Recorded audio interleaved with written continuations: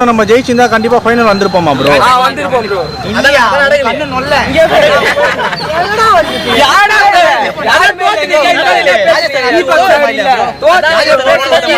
அது உங்க தப்பு.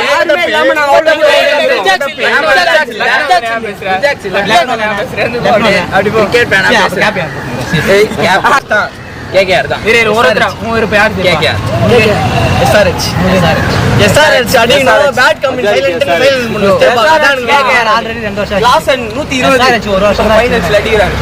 ஜெயிச்சு ஃபைனல்ஸ் 120 2 வருஷம் ஆச்சு SRH. ஒரு வருஷம் ஆச்சு. 2 வருஷம்.